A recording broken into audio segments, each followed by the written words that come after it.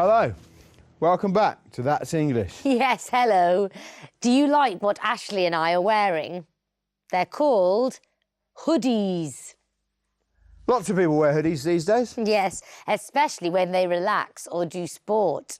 But some people think that if you wear a hoodie, you're a criminal.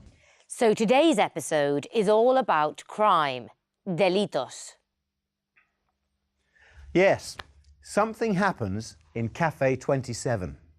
In today's episode, you'll hear the word shoplifting. This means stealing from a shop. And you'll hear the word mugger. This is a person who steals from people in the street. Yes, they take your handbag or purse or phone, for example.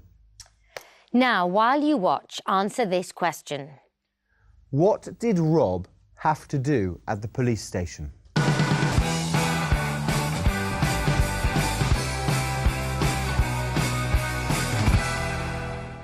Hey, where's he gone? Who? But the guy in the hoodie hasn't paid.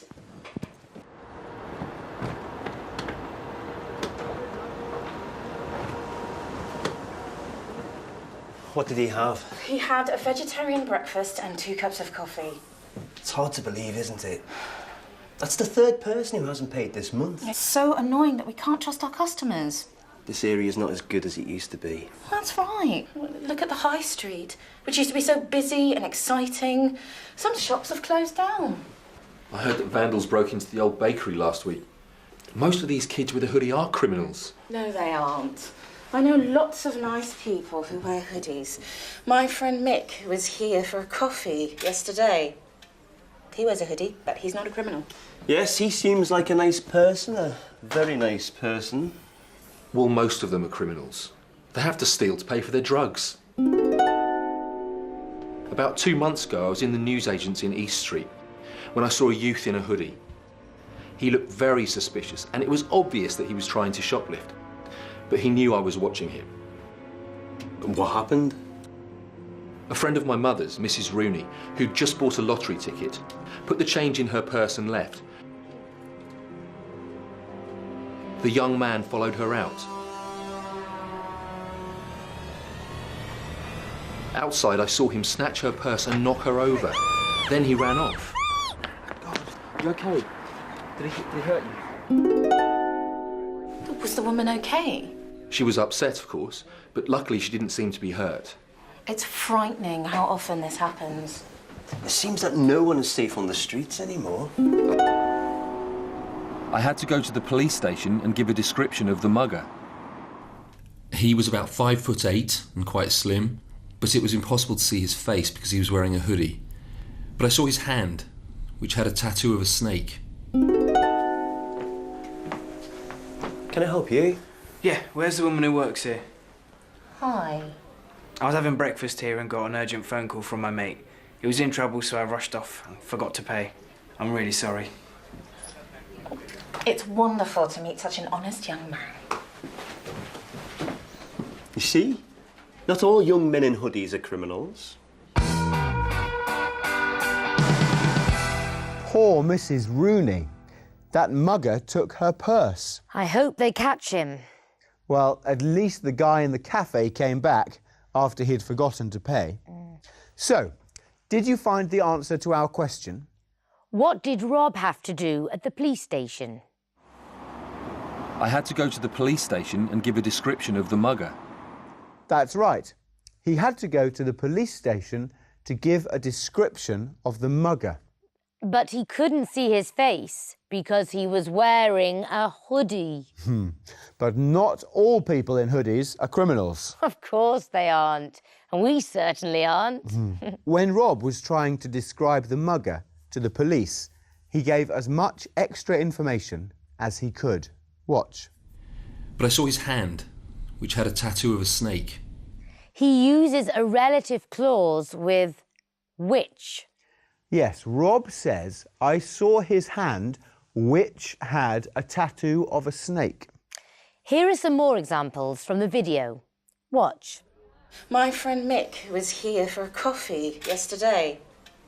He wears a hoodie, but he's not a criminal. Look at the high street, which used to be so busy and exciting. Some shops have closed down. A non-defining relative clause adds extra information, so it is always after a comma. It always starts with a relative pronoun, such as who, which, when, whose, or where. For example, my friend Emma, who came to the studio last week, was mugged outside the bank. My friend Dave, whose father is a policeman, was caught driving drunk. Oh dear. In the video, we also heard someone making judgments. Watch. It was obvious that he was trying to shoplift. It's frightening how often this happens. It's so annoying that we can't trust our customers. So I could say, it's frightening that some elderly people don't feel safe in the streets anymore. I know. And it's annoying that we can't trust other people, as Laura said. We can also make judgments in a different way with an adjective and to. Watch. It's wonderful to meet such an honest young man. Laura and Bill thought the young man didn't pay for his breakfast because he was dishonest. It's wrong to accuse another person of a crime without any real evidence. But sometimes it's difficult to know if someone is honest. Well, yes, of course. Let's find out what happens to the mugger. Rob might have to go to court as a witness. A witness is someone who sees a crime or has some information about it. A person suspected of a crime goes before a judge. If the person is found guilty that they committed the crime, then the judge will sentence him or her. And they might go to prison. While you watch, try to answer this question. What sentence did Gavin get?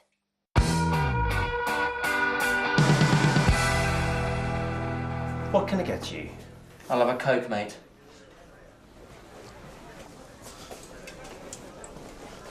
Can you work next Monday? Oh, it's next week that I've got jury service. Oh, no, I forgot. What about Tuesday? I'm sorry, I don't know how long the court case is going to last. That's £1.50, please. My mate will be along in a minute. He'll pay.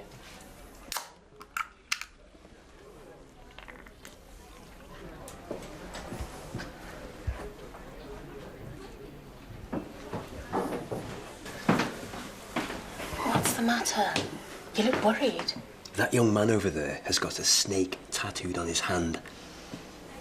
That's him. He looks just like the young man I saw in the newsagents. Yes, I'm sure it's him. He's the one who mugged Mrs. Rooney. He seems anxious. Yes. He looks really nervous. He keeps looking out of the window. He seems to be waiting for someone. He looks like a drug dealer. We could make a citizen's arrest. No, he looks dangerous. He might have a weapon. Keep an eye on him. I'll call the police. What if he leaves the cafe?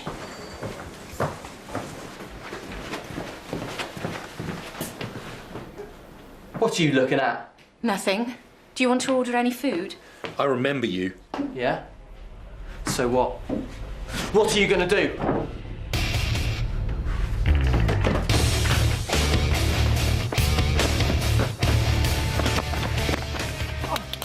We've been looking for you. I'm arresting you on suspicion of theft and assault. You've got no proof. We have plenty of witnesses. I'm innocent. Tell that to the judge. You're going to prison this time. Well, I want my lawyer. You can make a phone call when we get to the station.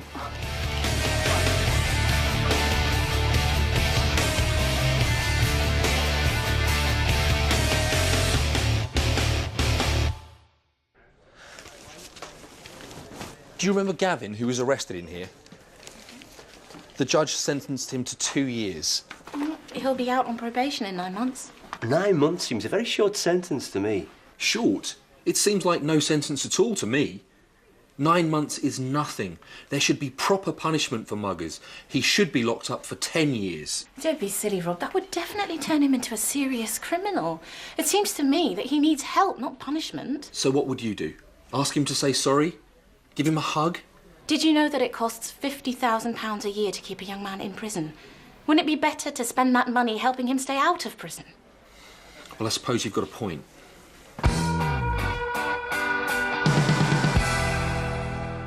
Wow, what a terrible situation. Did you get the answer to our question?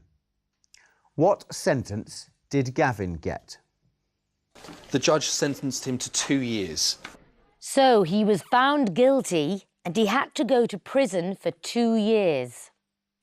In the video, we heard people describing others. Watch.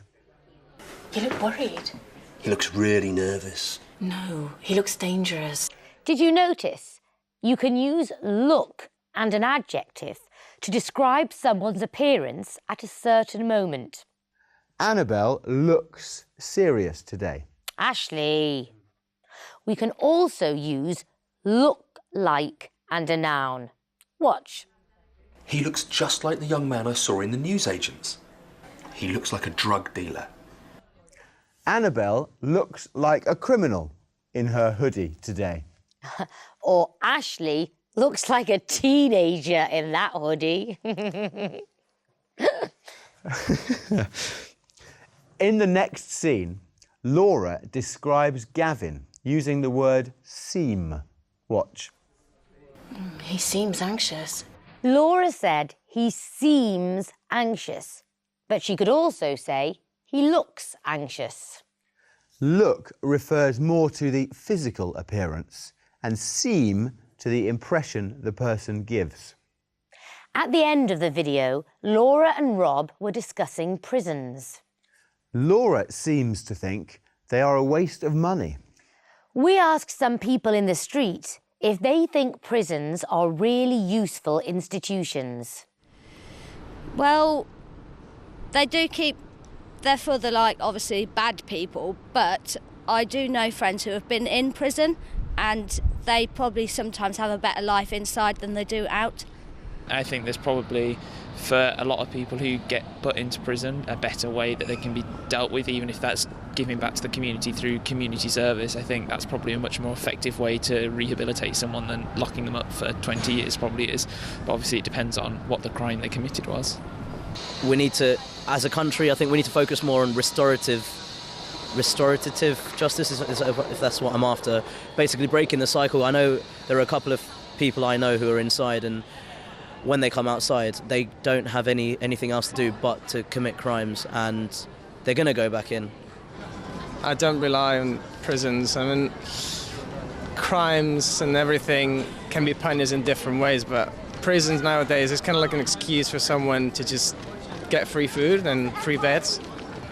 It seems that nobody thinks prisons are useful. They agree with Laura that there are better ways to stop criminals from committing more crimes. They might be right. Well, it's time to say goodbye. Goodbye, everyone, and be good.